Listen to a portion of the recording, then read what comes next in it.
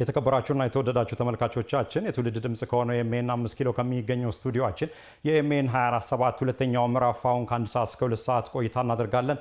ከዳይሬክተራችን ሄኖክ ካሳሁን እንዲሁም ከመላው ስቱዲዮና የስርጭት ባለሙያዎች ጋር በመሆን ባልደረባዬ ኢየሩሳሌም ወሰንየለህ እኔም ተስፋው ነኝ ሰይድ እንዲሁም በምልክት ቋንቋ ደግሞ ፍቅር ተከበደ አብረናችሁን ምንዘልቅ ነው የሚሆነው። አብራችሁን ትቆዩ ዘንድ በአክብሮት እንጋብዛለን። አጫጭር ዜናዎቹን እናስቀድማለን። የኢትዮጵያ ሀገራዊ ምክክር ኮሚሽን በምክክር ሂደቱ የአካል ጉዳተኞች ተሳትፎ እንዲጠናከር የሰራ መሆኑን ዋና ኮሚሽነር ፕሮፌሰር መስፍን አርአያ ገለጹ። ዓለም አቀፉ የአካል ጉዳተኞች ቀን አካል ጉዳተኞችን የሚያካትት ማህበረሰብ መገንባት ለተሻለ ማህበራዊ እድገት በሚል መሪ ሀሳብ በመቀሌ ከተማ ተከብሯል። በመድረኩ ላይ በመገኘት ንግግር ያደረጉት የኢትዮጵያ ሀገራዊ ምክክር ኮሚሽን ዋና ኮሚሽነር ፕሮፌሰር መስፍን አርአያ የኢትዮጵያ ሀገራዊ ምክክር ኮሚሽን በምክክር ሂደቱ የአካል ጉዳተኞች ተሳትፎና ሚና እንዲጠናከር የሰራ መሆኑን ገልጸዋል። በእስካሁኑ የምክክር ሂደትም በተለይም አካል ጉዳተኞች ሴቶችንና ወጣቶችን እንዲሳተፉ ስለማድረጉ አንስተው በቀጣይም ተጠናክሮ ይቀጥላል ማለታቸውን የኢትዮጵያ ዜና አገልግሎት ዘግቧል። በአፍሪካ የግብርና ዘርፉን በዘላቂነት ለመለወጥና የምግብ ዋስትናን ለማረጋገጥ ዲጂታል ግብርና ትራንስፎርሜሽን ላይ አበክሮ እንደሚሰራ የአፍሪካ ህብረት ኮሚሽን አስታወቀ። የአፍሪካ ህብረት ያዘጋጀው የመጀመሪያው የዲጂታል የግብርና ጉባኤ ተጠናቋል። ጉባኤው ኢኖቬሽንና የዲጂታል መፍትሄዎችን ለግብርና ዘርፍ በመጠቀም የአፍሪካን መጻኢ ጊዜ ብሩህ ማድረግ በሚል መሪ ሀሳብ ላለፉት 3 ተከታታይ ቀናት በአዲስ አበባ ከተማ ሲካሄድ ቆይቷል። እንደ ኢዜአ ዘገባ አፍሪካ ህብረት የግብርና ገጠር ልማት ብሉ ኢኮኖሚና ዘላቂ አካባቢ ኮሚሽነር ሞሰስ ቪላክቲ በዚህ ወቅት እንደተናገሩት የአፍሪካን የግብርና ዘርፍ ወደሚፈለገው የእድገት የምግብ ዋስትናና የመቋቋም አቅም ለማሳደግ የዲጂታል ግብርና ወሳኝ ሚና እንዳለው በጉባኤው ማረጋገጡን ጠቅሰዋል። በዚህም የግብርናው ዘርፍ በዘላቂነት ለመለወጥና የምግብ ዋስትናን ለማረጋገጥ በዲጂታል ግብርና ትራንስፎርሜሽን ላይ በትኩረት ይሰራል ብለዋል።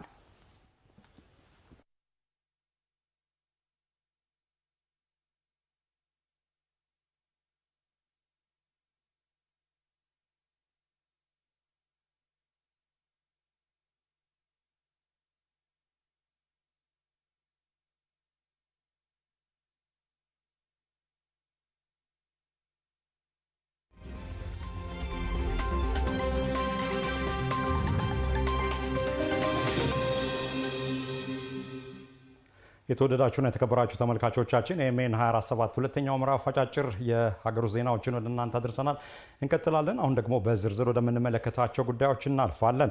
አዲስ አበባ ከተማን እንደ ስሟ ውብና ለኑሮ ምቹ ለማድረግ እየተከናወነ ያለው ተግባር ሰውን ማዕከል ያደረገ እንዲሁም የዜጎችን ኑሮ ማሻሻልንም ከግምት ውስጥ ያስገባ መሆኑን የአዲስ አበባ ከተማ አስተዳደር ከንቲባ ወይዘሮ አዳነች አቤቤ ገለጹ። በከተማ ደረጃ በአንድ ጀንበር 30 ሺህ ለሚሆኑ ዜጎች የስራ ዕድል የመፍጠር መርሃ ግብር ተካሂዷል። ሰብስቤ ባዩ ዝርዝሩን ይዟል። አዲስ አበባ ከተማን ስሟ ግብሯን የሚመጥን ለኑሮ ምቹና ውብ ዓለም አቀፍ ደረጃዋን የጠበቀች ከተማ ለማድረግ የከተማ አስተዳደሩ በልዩ ትኩረት እየሰራ ይገኛል። ይህ ከተማዋን የማልማት ተግባር ታዲያ ሰውን ማዕከል ያደረገና የዜጎችን ኑሮ ማሻሻልንም ከግምት ያስገባ መሆኑን ነው ከንቲባ አዳነች አቤቤ በከተማ አቀፍ ደረጃ ለ30 ሺህ ዜጎች የስራ ዕድል የመፍጠር መርሃ ግብር ሲካሄድ የተናገሩት። እንደ ሀገር ለዘመናት ተቆራኝቶን የቆየውን ደካማ የስራ ባህል በማሻሻል 24/7 በመስራት አዲስ አበባ በስም ብቻ ሳይሆን ስሟን በሚመጥን ለውጦች እንደ ስሟ ውብ አበባ እየሆነች ነው። ይህ የአዲስ አበባ ከተማ ውብ አበባ የመሆን ሂደት ከነዋሪዎቿ የዕለት ዕለት ኑሮ ለውጥ የተነጠለ ሳይሆን የነዋሪዎቿን ሕይወትና የአኗኗር ዘይቤ እንዲሁም የኑሮ መሻሻልን ለውጥ ማዕከል ያደረገ ነው። የከተማዋን ነዋሪዎች ሰፊ የስራ ዕድል ተጠቃሚ የሚያደርጉና የኑሮ ጫናን የሚቀንሱ ተከታታይ ስራዎች እየተከናወኑ እንደሚገኙ የተናገሩት ከንቲባ አዳነች በተለይም ወጣቱን ትውልድ ተጠቃሚ የሚያደርጉ ልዩ እቅዶች ተነድፈው በመተግበር ላይ ይገኛሉ ብለዋል። ወደ ኋላ የሚጎትቱን ኋላ ቀር አስተሳሰቦችን ጊዜን በከንቱ ከማባከንና ከማይረቡን ጉዳዮች ሰብሮ በመውጣት የከተማችንን ነዋሪዎች ሰፊ የስራ ዕድል ተጠቃሚ ያደረጉ የኑሮ ጫናን ያቃለሉ ከተማዋን ያዘመኑ ተከታታይ ስራዎች የቀጠሉበት ነው። በተለይም ወጣቱ ትውልድ በጊዜያዊ ጉዳዮች ላይ ብቻ ትኩረት ከማድረግ ይልቅ ስለነገ የሚያስብ ዘላቂ ጉዳዮችን በትኩረቱ ማዕከል በማድረግ አስተዳደራችን የአጭርና የረጅም ጊዜ እቅዶችን በመንደፍ በስብዕና በተለያዩ የስልጠና ድጋፎች እየደገፈ ወጣቱን እያበቃ ይገኛል። ከድህነት የመውጣት እጣ ፈንታችን በራሳችን እጅ ነው ያሉት ከንቲባ አዳነች ትውልዱ በእውቀትና ክህሎት የበለጸገ ሞራል ጠንካራ እንዲሆን የሚያስችሉ ስራዎች በመሰራት ላይ እንደሚገኙም ገልጸዋል። እጣ ፈንታችን በራሳችን እጅ ነው። ድሆች ወይም ሀብታሞች የሚል ስያሜ የምናገኘው በተገኘው እድል ተጠቅመን በምናደርገው ጥረትና ግረት ወይም ባለማድረግ በምንመርጣቸው የህይወት ውሳኔዎች ነው። በመሆኑ ዛሬ የምንገነባው ትውልድ የችግር ሰለባ ሳይሆን በክህሎትና በእውቀት የበለጸገ ሞራል ጠንካራ መልካም ስነ ምግባር የተላበሰና ችግር ፈቺ ትውልድ እንዲሆን በብርቱ እየተጋን እንገኛለን። የስራ ገበያውን ፍላጎት ያማከለ ክህሎትና ብቃት ያለው ተወዳዳሪ የሰው ኃይል በማቅረብ ቀደም ብሎ የነበረውን የሰለጠነ የሰው ኃይልና የገበያውን ፍላጎት ያለመጣጣም ችግር የመፍታት ስራ በመሰራት ላይ እንደሚገኝና በርካታ ዜጎችም በአጭር ጊዜ ስልጠና ብቃታቸውን በማሳደግ ተጠቃሚ የሆኑ እንደሚገኙ ከንቲባ አዳነች ተናግረዋል። በርካታ ነዋሪዎችን በአጭር ጊዜ ስልጠና የብቃት ማረጋገጫ በማግኘት በኢኮኖሚ ውስጥ ተሳታፊነታቸውና ተጠቃሚነታቸው እንዲረጋገጥ በማድረግ ላይም እንገኛለን። ትናንትና ስራ በመምረጥና ያለንን አቅም በተሟላ ሁኔታ ባለመጠቀማችን የምንፈልገው እድገት ደረጃ ላይ ሳንደርስ ቀርተናል። ወጣቶች ይህ እጅግ ሊያስቆጨን ይገባል። የዛሬን ችግር በጥንካሬ ተሻግረን ነገን የኛ ለማድረግ ደግሞ የሥራ ባህላችንን ማሳደግ እልህ ገብተን በፍጥነትና በጥራት መስራት ይጠበቅብናል። የስራ ዕድል ፈጠራ የከተማ አስተዳደሩ ልዩ ትኩረት ለመሆኑ ማሳያው በአንድ ጀንበር 30,000 ዜጎችን ስራ ለማስያዝ መቻሉ መሆኑን የገለጹት ከንቲባ አዳነች የስራ ዕድል የተፈጠረላቸው ዜጎች በተፈጠረላቸው ዕድል በመጠቀም የራሳቸውንና የቤተሰቦቻቸውን ሕይወት ከመቀየር ባለፈ በሀገር ኢኮኖሚ እድገት ሚናቸውን እንዲወጡም ጥሪ አቅርበዋል። የከተማ አስተዳደራችን የልዩ ትኩረት ማዕከል በማድረግ 30,000 የሚሆኑ የከተማችን ነዋሪዎችን በአንድ ጀንበር የስራ ዕድል ፈጠራና ስምሪት ሁሌም የነዋሪዎቻችንን ተጠቃሚነት ለማረጋገጥ ምን ያህል ቆርጠን እየሰራን እንደሆነ ትልቅ ማሳያ ነው። ከተማ አስተዳደሩ ታታሪ ዜጎችና ሰራተኞችን በማፍራት ወደ ስራ በማሰማራት የተጀመረውን የብልጽግና ጉዞ ተምሳሌትነት በተሟላ ሁኔታ እንዲሁም በቁርጠኝነት የተገበረ አጠናክሮም ቀጥሎበታል።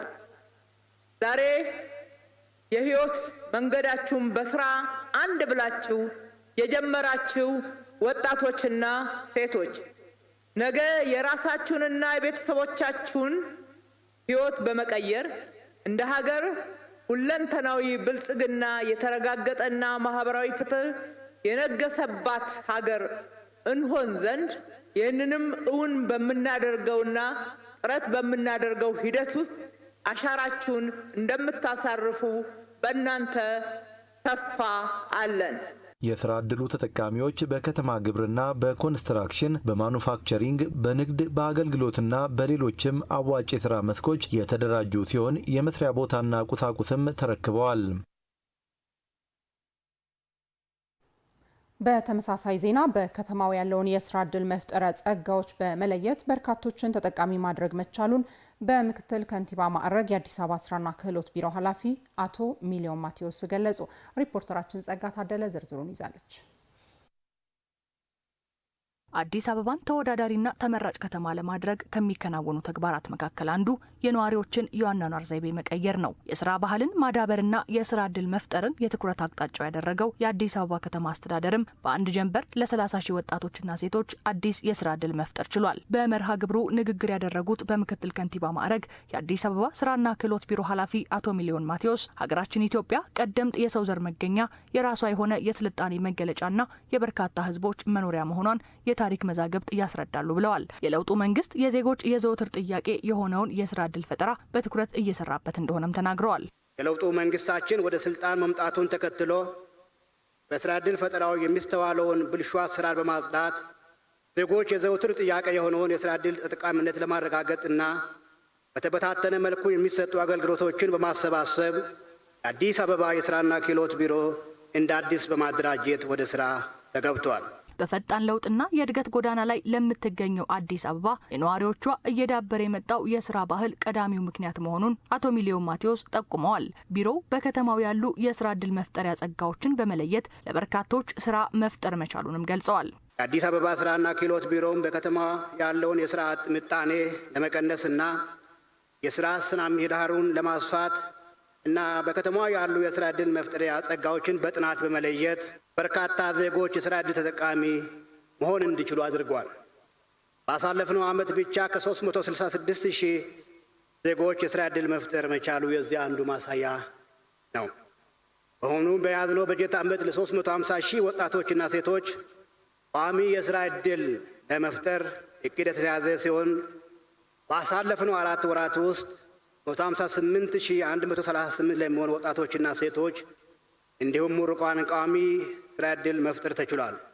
ይህም የእቅዳችን 96.9 በመቶ መከናወኑን ያመለክታል። ክህሎት መር የስራ ዕድል ፈጠራ ላይ ትኩረት በማድረግ እየተሰራ መሆኑን የጠቆሙት ኃላፊው ስራ ፈላጊ ዜጎችን ከመዝገብ አንስቶ እስከ ስራ ትስስር ያሉ ሂደቶችን ጥብቅ በሆነ የአሰራር ስርዓት እንዲያልፉ በማድረግም በቴክኒክና ሙያ ማሰልጠኛ ኮሌጆች ስልጠና የሚወስዱበት አግባብ መኖሩንም አንስተዋል። መንግስት ከዓለም ባንክና ከከተማና መሰረተ ልማት ሚኒስቴር ጋር በጥምረት በርካታ ተግባራትን እያከናወነ እንደሚገኝም ጠቁመዋል። ባሳለፍነው በጀት ዓመት ካስመረቅናቸው ከ31 ሺህ በላይ በዝቅተኛ ኑሮ ደረጃ ላይ የሚገኙ ዜጎች ከተረጂነት ወደ ምርታማነት ያሸጋገርናቸው እንዳለ ሆኖ ከነዚህ ውስጥ ከከተማና መሰረተ ልማት ሚኒስቴር ጋር እና ዓለም ባንክ ጋር በመሆን 976 ተጠቃሚዎችን 291 ኢንተርፕራይዞች በ971 አንቀሳቃሾች በማደራጀት 4 ባለ 4 ወለል ህንፃ በማስገንባት ተጠቃሚ ለማድረግ ቅድመ ዝግጅት አጠናቀናል። ተጨማሪም በ2017 ዓመተ ምህረት መጨረሻና አሁን በአዲስ መልኩ ተለይቶ የአካባቢ ልማት ስራዎች ላይ ተስማርተው እየሰሩ የሚገኙ 130,135 የከተማችን ነዋሪዎች በፕሮጀክቱ ተጠቃሚ ማድረግ ላይ እንገኛለን። 12ኛ ክፍል በታች የሆኑትን ዕድሜያቸው ከ18 እስከ 25 የሆኑ ወጣቶችን በመለየት በተለያዩ ዘርፎች 1500 በላይ ድርጅቶች በመለየት 8843 ወጣቶችን ለ6 ወራት ስራ ላይ ልምምድ ካደረጉ በኋላ ክህሎት እንዲያገኙ በማድረግ ስለማመዱበት ድርጅት ውስጥ ቅጥር መፈጸም ተችሏል። የስራ ዕድሉ የተፈጠረው በአገልግሎት፣ በኮንስትራክሽን፣ በከተማ ግብርና፣ በማኒፋክቸሪንግና በንግድ የስራ ዘርፎች መሆኑም ተመላክቷል። የተከበራችሁ ተመልካቾቻችን ኤምኤን 24/7 ሁለተኛው ምዕራፍ ምሽታችን እንደቀጠለ ነው። የተፈጠረልን የስራ ዕድል ከስራ አጥነት ከመላቀቅ ባለፈ የራሳችንንና የቤተሰቦቻችንን ሕይወት ለማሻሻል የሚያግዘን ነው ሲሉ የስራ ዕድል የተፈጠረላቸው ተጠቃሚዎች ተናገሩ። ባልደረባችን ሰብስቤ ባዩ አስተያየታቸውን እንደሚከተለው አጠናክሮታል። ከዚህ በፊት ያው ስራ አልነበረንም። እውነት ለመናገር ሰው በጣም ጫና ነበረብን። ስራ የመፈለግ ሁሌም እንደዚህ እንደተሯሯጥን ነበረ። አሁን ላይ ግን ይሄ ነገር በመፈጠሩ በጣም ደስ ብሎናል። መጀመሪያ ተስፋ አደርጋለሁኝ ያው የኔ ህይወት እንደሚቀይርልኝ፣ ከዛ በተጨማሪ የቤተሰብና ደግሞ ከዛም አለፍ ሲል ለሀገርም ጥሩ ስራ እንደምንሰራ ተስፋ አደርጋለሁኝ። ኢንስፓየር አድርጎኛል ይሄ ነገር፣ ዛሬ የተደረገው ነገር በጣም ኢንስፓየር አድርጎኛል። ወደፊት ጥሩ ነገር ለመስራት ሬዲ ነን። እንደ ቲምም ለብቻዬም ወደፊት ጥሩ ነገር እንሰራለን ብዬ ተስፋ አደርጋለሁ። በፊት ስራ አጥ ነበርኩኝ፣ ስራ አልነበረኝም። የልጅ እናት ነኝ እኔ። ቤት ውስጥ ምንም ስራ ስላልነበረኝ ለዛ ነው ተደራጅቼ በጥቃቅንና አነስተኛ ተብለን ስራ ለሴቶች ተጠቃሚነት በሚል ሚና በዛ ነው ተደራጅተን ስራ ያገኘ ነው። በጣም እድለኛ ነኝ ብዬ ነው የማስበው። ስራ አጥ ሆኖ መኖር ምንም ጥገኝነት ነው እንጂ እንትን የለውም። ስራ አግኝቼ ደግሞ ራሴን ችዬ ቤተሰቤን አስተዳድሬ ስኖር በጣም ትልቅ ደስታ አለው። ምንም አይነት ገቢ ምንጭ አልነበረኝም። በጣም ከባድ ነበረ የነበረው። አሁን ግን ስራ አግኝተን በራሳችን ደሞዝ በራሳችን ትጋት በራሴ በቃ ራሴን ችዬ መኖሬ ራሱ ለኔ ትልቅ ነገር ነው። ስራ አልነበረኝም። ስራ ምሰራ ሰው አልነበርኩም። ተመርቄ የቆየው ሰው ነኝ 6-7 ወር። ስለዚህ ከይሄኛው ደግሞ በወረዳችን በኩል የስራ አጥ ምዝገባ ላይ ተሳትፌ ነበር እና በዛ አማካኝነት የመጣልኝ ኦፖርቹኒቲ ነው እና እሱን ተጠቅሜ ነው ወደፊትም ደግሞ በዚህ ላይ በደንብ ሰርቼ አብሮኝ ከሚሰሩት ጋር በደንብ ሰርተን ብዙ ነገር ለማድረግ አስበናል። ራሴ የሚያመጣልኝ ነው በመጀመሪያ ከጥገኝነት እንድላቀቅ ያደርገኛል። ኢኮኖሚካሊም ራሴን እንድችል ያደርገኛል። ከዛም ባለፈ ደግሞ ለብዙ ወጣቶችም የስራ እድል እንድፈጥር ከአብሮኝ የሚሰሩትም ከዛ ከነሱም ውጭ ላሉት ደግሞ የስራ እድል በደንብ እንድንፈጥርና ለከተማችንም ደግሞ ብዙ ስራ እንድንሰራ ያበረታታናል ማለት ነው። ሴት ልጅ ከቤት ትውጣ ነው። ሴት ልጅ ትስራ። አው ያባወራ እጅ አትጠብቅ። ሴት ልጅ ወጣ መስራት አለባት። ወጣቱ ተምረን ምን አገኘን የሚለው እንደዚህ በእንደኛ በአነስተኛ ነገር ተደራጅቶ ወደ ስራ እንዲገባ ላለው ዋናው አይምሮን ማዘጋጀት ነው። ለስራ ዝግጁ መሆን ነው። እኔ አሁን ቤቴ ነበርኩኝ። ሞያው ያለኝ መስሪያ ቦታ የለኝም ነበር። ነይ ተብዬ ከቤቴ ነው ሄጄ ወረዳ ሄድኩኝ፣ ተመዘገብኩኝ፣ ጠብቂት ተደወለ፣ ስልጠና ወሰድኩኝ። ሙያና ቴክኒክ ስልጠና ወሰድኩኝ። ስትሰራኩ ትሻሻላለ። ካለባበስ ጀምሮ ትሻሻላለ። ከምትበላው ጀምሮ ትሻሻላለ። ኑሮን ታሻሽላለ። አንተ ስትሻሻል እኮ ሌላም ሰው አብሮ ከቤተሰብ ይሻሻላል። እንደገና ደግሞ ይሄን ነገር በዚህ ቤት በዚህ በተሰጠን ብቻ አይደለም የምንቆመው። ለውጥ አሳይተን ወደ ሌላ ሰፋ ወዳለ ቦታ መሄድ አለብን። እዚሁ ጉዳይ ላይ እንቆያለን ተመልካቾቻችን። የአንድ ጀንበር የስራ እድል ፈጠራ አሃዛዊ መረጃዎች ምንን ያሳዩናል? የአዲስ አበባ ከተማ አስተዳደር ለስራ እድል ፈጠራ የሰጠው ትኩረትስ እንዴት ይገለጻል? የሚሉና መሰል መረጃዎችን ባልደረባችን ካሳሁን አንዱ ዓለም እንደሚከተለው ይነግረናል። በጣም አመሰግናለሁ። የአንድ ጀንበር የስራ እድል ፈጠራ መርሃ ግብር በአዲስ አበባ ተከናውኗል። በዚህም እንግዲህ በአንድ ጀንበር ብቻ ለ30 ሺህ የከተማዋ ነዋሪዎች በተለያዩ ዘርፎች የስራ እድል ተፈጥሮላቸዋል። ለመሆኑ በምን አይነት ዘርፎች ነው የስራ እድል የተፈጠረው?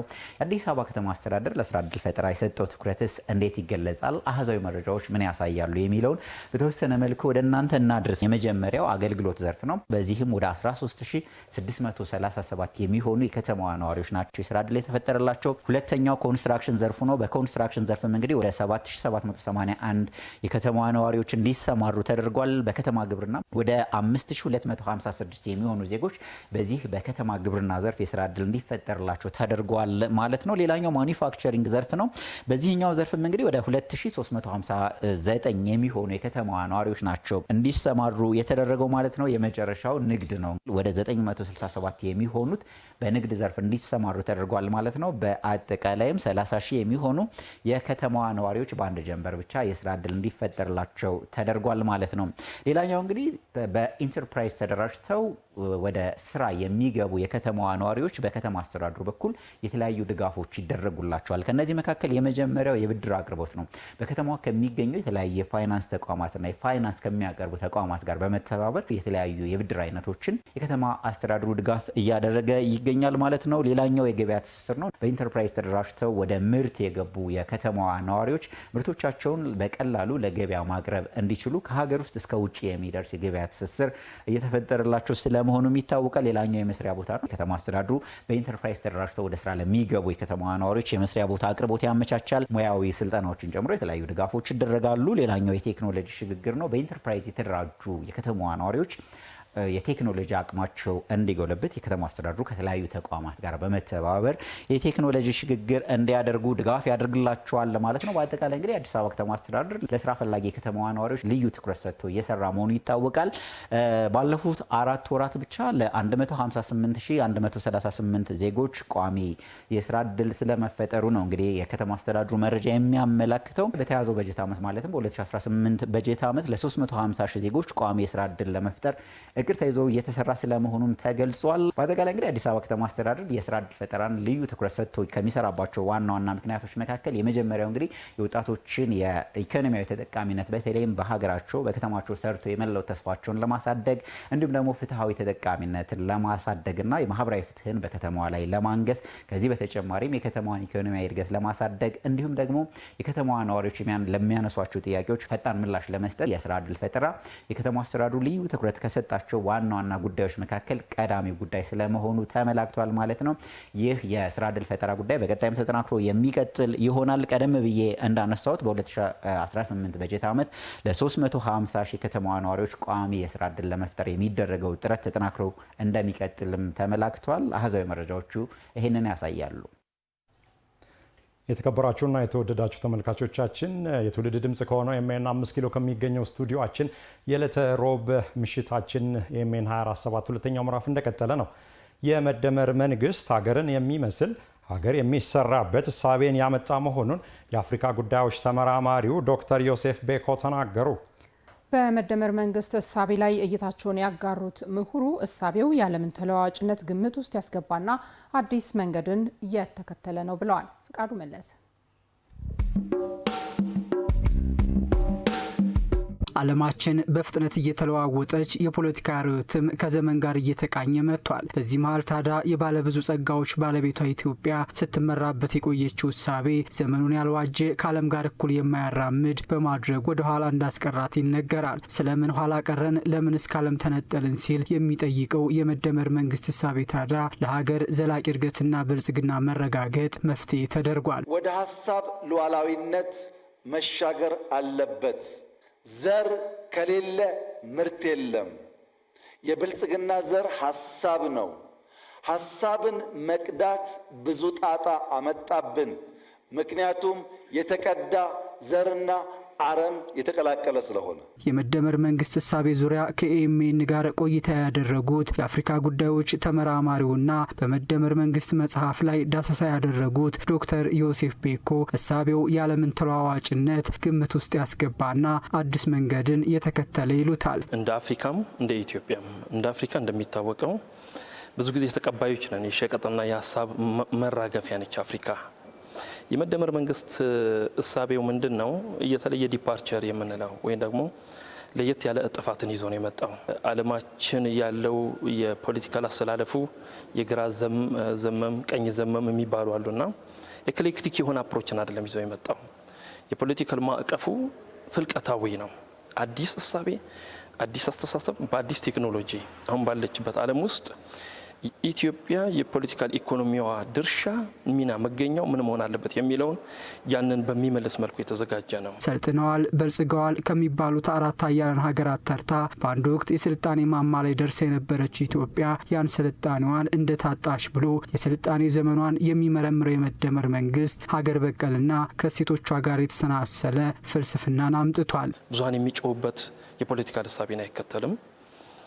በተመሳሳይ ደግሞ እንደ ግራ ዘመሙ በእኩልነት እድል በመስጠት በሚል የተወዳዳሪነት ስሜት የሚያጠፋ ለብልጽግና የሚደረገውን ጉዞ የሚያዘግም አይነት የፖለቲካ እሳቤን አይከተልም። ስለዚህ ምንድነው ከሁለቱም ደግሞ የሚወስድም አይደለም፣ ኢቮሉሽነሪ ነው ብዬ ማየት እችላለሁ።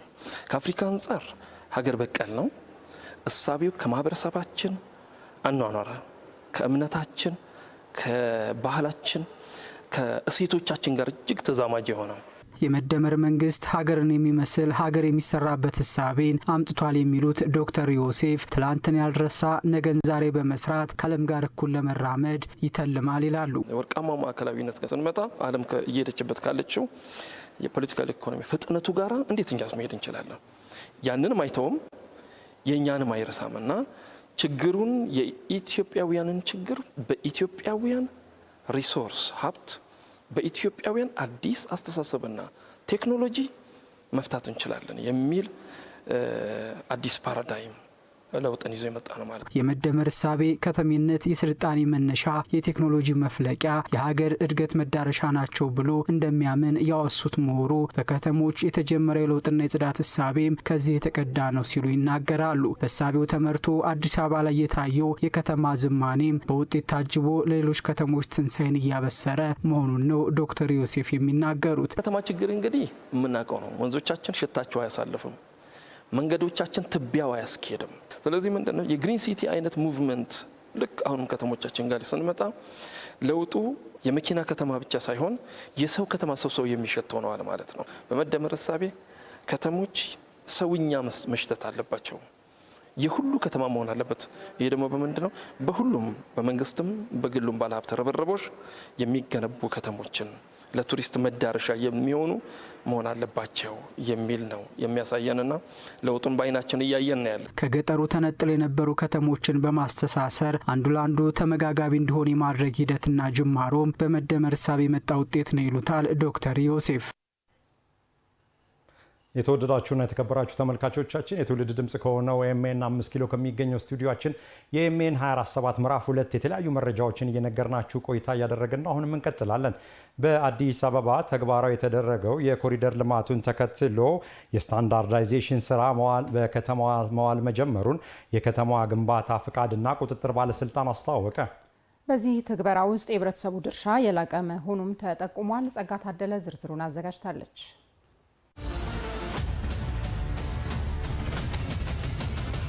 በየጊዜው ራሷን እያሻሻለችና እያዘመነች መሽቶ በነጋ ቁጥር በአዳዲስና ነዋሪዎቿን ታሳቢ ባደረጉ ጉዳዮች የምትገለጠው አዲስ አበባ ፈጣን የእድገት ግስጋሴዋን ቀጥላለች። ኮሪደሩን ተከትሎ በመዲናዋ የተገነቡ መሰረተ ልማቶች የማህበረሰቡን የአኗኗር ዘይቤ የሚያዘምኑና ምቾትን የሚጨምሩ ከመሆናቸው ባሻገር ተወዳዳሪነቷንም ከፍ ያደረጉ ናቸው። ለዚህ ደግሞ የመዲናዋን የከተማነት ስታንዳርድ በማስጠበቅ የተሰሩ ስራዎች ትልቁን ድርሻ እንደሚይዙ ከኤኤምኤን ጋር ቆይታ ያደረጉት የአዲስ አበባ ግንባታ ፈቃድና ቁጥጥር ባለስልጣን ዋና ዳይሬክተር ኢንጂነር ህይወት ሳሙኤል ይናገራሉ። የስታንዳርዳይዜሽን ምንነትንም አብራርተዋል። ህንፃዎች መንገዶች ያላቸው ርቀት አንዱ ስታንዳርድ ነው። በየአካባቢው በከተማዋ መዋቅራዊ ፕላን መሰረት የትኛው አካባቢ የህንፃዎች ከፍታ ምን መምሰል አለበት የሚለው አንድ የመዋቅራዊ ፕላን አካል ነው። እንዲሁም የስታንዳርዳይዜሽኑ አካል ነው። እነዛ ህንፃዎች ጽዱና ውብ ማራኪ መሆን አለባቸው የሚለውም አንዱ ነው። ከዚህ ውስጥ አንዱ እንደ ቀለሞችን እንደ አንድ ስታንዳርዳይዜሽን ኮምፖነንት ይወሰዳል። እንዲሁም ደግሞ ህንፃዎቹ ከላይ ያላቸው ገጽታ ወይም ያስውባቸው ነገር ለምሳሌ ክላዲንጎች የሚባሉ አሉ። የሽፋን እንደማለት ነው። ሽፋን ህንፃዎቹ ላይ ለውበት ተደርበው የሚሰሩ ስራዎች ናቸው። የስታንዳርዳይዜሽን ስራዎች መተግበራቸው አዲስ አበባ ከዚህ ቀደም የነበራትን ጉራማይሌ ገጽታ በእጅጉ የቀየረ እንደሆነ ዋና ዳይሬክተሩ አንስተዋል። ለመኖሪያነት ብቻ ሲያገለግሉ የነበሩ ህንፃዎችን ወደ ሱቆች በመቀየርና አዳዲሶችንም በመገንባት ከተማዋን ተጨማሪ ውበት ማላበስ ተችሏልም ብለዋል። ህንፃዎችን ከመንገዶች ጋር ለማጣጣም በርካታ መወጣጫ ደረጃዎች መሰራታቸውን የጠቀሱት ኢንጂነር ህይወት በተለይ ከኮሪደር ልማት ጋር ተያይዞ የተሰሩ ስራዎች ለመኖር ምቹና ደረጃውን የጠበቀ ከባቢን መፍጠር ችለዋልም ብለዋል። አዲስ አበባ ከተማችን ከለውጡ በፊት የነበራት ገጽታ ይታወቃል። በየአካባቢው አንድ አይነት ያልሆነ ጎራማይሌ የሆኑ ቀለሞች፣ ጎራማይሌ የሆኑ ርዝመቶች፣ በቂ የሆነ ለእግረኞች መንቀሳቀሻ ያልነበራቸው መንገዶች፣ ለአደጋ እንኳን መውጫ መግቢያ የማይሆኑ አካባቢዎች የነበሩን የአረንጓዴ ሽፋናችን ተመጣጣኝ ያልሆኑ የነበሩትን ገጽታ ወደ ስታንዳርዱን የጠበቀ ወይም ትክክለኛ ወደ መሆን ማለት ኮሪደር 1፣ 2 እንዲሁም ደግሞ በየብሎኩ የጠበቅናቸው ስታንዳርዶች ያው እንግዲህ የሰው ልጅ የመኖር ደረጃውን ከፍ ያደረጉ ናቸው ብለን ነው የወሰድነው።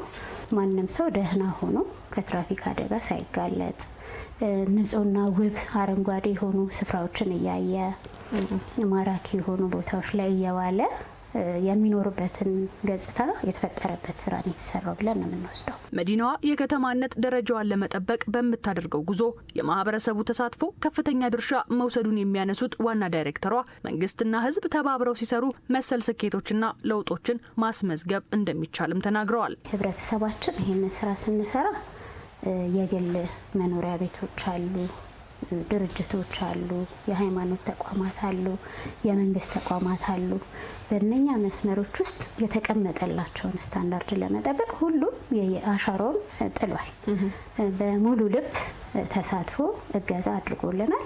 ለዚህ ነው ኮምፕሊት የሆነ ስራ የተሰራው። እነኚህ ኮሪደሮች አሁን በአሁኑ ሰዓት ያገኙትን ገጽታ ያገኙት ሁሉም አካላት አሻራቸውን ስላኖሩ በጋራ አብረው ተባብረው ስለሰሩ ነው። መንግስትና ህዝብ በህብረት ተባብሮ ሲሰራ ነው ያለውጣችን መንግስትም የሚያምኑ በዚህ ነው። የአዲስ አበባን የብልጽግና ተምሳሌትነት ለማስቀጠልና ዓለም አቀፍ ተወዳዳሪነቷን ከፍ ማድረግን ታሳቢ ተደርገው የተሰሩትን ስራዎች መንከባከብና መጠበቅ እንደሚገባም ዋና ዳይሬክተሯ ኢንጂነር ህይወት ሳሙኤል አሳስበዋል። አዲስ አበባችን እንግዲህ የብልጽግና ተምሳሌት ናት እያልን ነው እየሰራን ያለ ነው። ስለዚህ ለሀገራችንም ለሌሎች ከተሞች ምሳሌ ሆና እንደምትቀጥል ኢቭን ከሀገራችንም ደግሞ አልፋ በአፍሪካም በዓለም አቀፍ ደረጃ የተሞክሮ መቅሰሚያ እንደምትሆን ታሳቢ ተደርጎ የተሰሩ ስራዎች ናቸው። ሀብታችንን ጉልበታችንን ያፈሰስንበት ስለሆነ በአግባቡ መጠበቅ፣ መንከባከብ፣ በንጽህና መያዝ፣ እንዳይበላሽ ተገቢውን ጥንቃቄ ማድረግ፣ የተወሰኑ ማስተካከያ ነገሮች ሲያስፈልጉ ቶሎ ጥገና በማድረግ መጠበቅና መንከባከብ ይገባናል። በከተማዋ ለሚታየው ፈጣን ለውጥ ነዋሪው ላደረገው የነቃ ተሳትፎም ምስጋናቸውን አቅርበዋል። የአዲስ አበባ ከተማ ገቢዎች ቢሮ በግብር ከፋዩና በገቢዎች ቢሮ ሰራተኞች መካከል የሚፈጠሩ ችግሮችን ለመፍታት የሚያስችል ቴክኖሎጂን ይፋ አደረገ። ከብልሹ አሰራርና ከመልካም አስተዳደር ጋር የተያያዙ ችግሮችን ለመቅረፍ የተለያዩ ቴክኖሎጂዎችን ማልማትን ጨምሮ በትኩረት እየሰራ መሆኑን የአዲስ አበባ ከተማ አስተዳደር ገቢዎች ቢሮ አስታውቋል። ቢሮው አዲስ ያስተዋወቀውን ቴክኖሎጂ አስመልክቶ ለመገናኛ ብዙሃን መግለጫ ሰጥቷል። ጽዮን ማሙ የአዲስ አበባ ገቢዎች ቢሮ በግብር ከፋዩና በገቢዎች ቢሮ ሰራተኞች መካከል የሚፈጠሩ ችግሮችን ለመፍታት የሚያስችል ቴክኖሎጂን ይፋ አድርጓል። ቢሮ ቴክኖሎጂውን አስመልክቶ ለመገናኛ ብዙሃን መግለጫ ሰጥቷል። መግለጫውን የሰጡት የቢሮ ኃላፊ አቶ ቢኒያም ምክሩ ቴክኖሎጂው የግብር ከፋዩን ቅሬታ የሚፈታ ስርዓትን ይዞ የመጣ ነው ብለዋል። አላግባብ እየተቀጣው ነው። አላግባብ የቁጥጥር ሰራተኞቹ ስራዬን በአግባቡ እንዳልሰራ አድርገውኛል፣ ህግን አክብሬ ያለውም እየተቀጣው ነው ለሚለው ጥያቄ ደግሞ ምላሽ የምንሰጥበት ቅሬታው በሚቀርብ ጊዜ ያ የተቀረጸው የድምጽና የቪዲዮ መልእክት ወጥቶ የሚታይበት ስርዓት ነው የተበጀው። ስለዚህ ከሌብነትና ከብልሹ አሰራር ጋር በተገናኘ ወደ 100% በሚጠጋ መንገድ ችግሩን የሚቀርፍ ቴክኖሎጂ ነው ኢምፕሊመንት እየተደረገ ያለው። ግብር ከፋዩ በዚህ በኩል ትልቅ እፎይታ ለግብር ከፋዩ የሚሰጥ የግብር ከፋዩን ተደጋጋሚ የሚቀርቡ ጥያቄዎችን የመለሰ ቴክኖሎጂ ነው። በከተማዋ በየዓመቱ ወደ ንግድ ስራ የሚገቡ ዜጎች ቁጥር ጨምሯል ያሉት ኃላፊው፣ ለዚህም ቢሮ በየቦታው የሚንቀሳቀሱ የቁጥጥር ባለሙያዎችን አሰማርቶ የቁጥጥር ስራ እየሰራ ነው ብለዋል። ይህ ቴክኖሎጂ እያንዳንዱ የኛ ቁጥጥር ሰራተኞች ላይ በዩኒፎርማቸው ላይ የሚገጠም የሚሄዱበትን ቦታ ሎኬሽኑን ትራክ የምናደርግበት፣ የቁጥጥር ሰራተኛው ከተፈቀደለት አካባቢ ውጪ በሚወጣ ጊዜ ሲግናል የምናገኝበት፣ ለቁጥጥር በሚሰማራ ጊዜ ከግብር ከፋዩ ጋር የሚያደርጋቸው ንግግሮች የድምጽና የቪዲዮ መልእክቶች በቀጥታ የሚተላለፉበት፣ በቅርንጫፍም ሆነው የቅርንጫፍ ኃላፊዎች ቁጥጥር ያደርጋሉ። እኛም ዋና መስሪያ ቤት ላይ ሆነ ላይቭ ቪዲዮም ድምጽም እንከታተላለን ማለት ነው። ስለዚህ በግብር ከፋዩና በእኛ ቁጥጥር ሰራተኞች መካከል የሚኖረው ማንኛውም ያልተገባ ግንኙነት የሚያስቀር ቴክኖሎጂ ነው። ከተማ አስተዳደሩ የግብር ከፋዩን የመልካም አስተዳደር ችግር ለመመለስ ተግቶ እየሰራ ነው ያሉት አቶ ቢኒያም የአዲስ አበባ ገቢዎች ቢሮም ባለፈው ዓመት ከቀረቡ ቅሬታዎች ውስጥ 63% የሚሆኑትን ማስተካከያ አድርጎባቸዋል ብለዋል። ግብር ከፋዩ የሚያነሳቸውን ቅሬታዎች እያዳመጥን ምላሽ እየሰጠን ያለ ነው።